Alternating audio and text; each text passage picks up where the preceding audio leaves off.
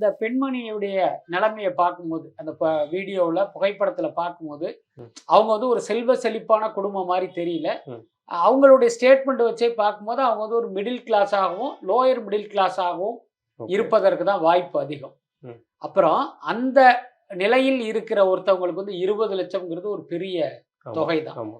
அப்போ அந்த தொகையை வேணான்னு இவங்க திருப்பி கொடுக்குறாங்க அப்படின்னா விஜய் மேல வந்து இவங்களுக்கு ஒரு கடுமையான கோபம் இருந்திருக்கணும். என் புருஷன் ஆமா. சாவுக்கே நீதாயா காரணம், ம். உன் காசே தேவையில்லையாங்கிற அளவுக்கு ஒரு கோபம் இருந்திருக்கணும். ஆமா. இருந்திருக்கணுமா முதல்ல வேணாமா? இருந்தே இருந்திருக்கணும். ஆனா ம். அந்த வீடியோ கால் பேசினதுக்கு அப்புறம் இவங்க ரொம்ப கூலா தான் இருக்காங்க. விஜய் குறித்து பாத்தீங்கன்னா ரொம்ப பாசிட்டிவா பேசுறாங்க. நம்பர் 1.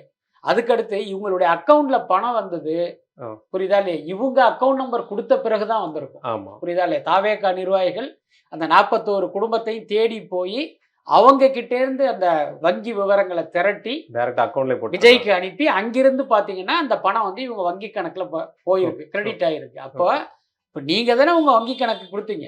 ஆமா. அப்ப விஜய் மேல இவ்வளவு கோபம் இருந்துச்சுன்னா நீங்க அந்த வங்கி கணக்கு கொடுத்திருக்க வேண்டிய அவசியம் இல்லையே. அப்பவே தாவேகா நிர்வாகிகள் ஐயோ வெளில போங்கன்னு சொல்லியிருக்கணுமே, ஏன் சொல்லல? அப்ப அன்னைக்கு இதெல்லாம் பண்ணிட்டு இன்னைக்கு வந்து அந்த பணத்தை நான் திருப்பி கொடுக்குறேன்னு சொல்றதை நான் எப்படி புரிஞ்சுக்கிறேன் அப்படின்னா ம். 20 லட்சத்துக்கு மேல அவங்களுக்கு வேற யாரோ கொடுத்துருக்காங்க.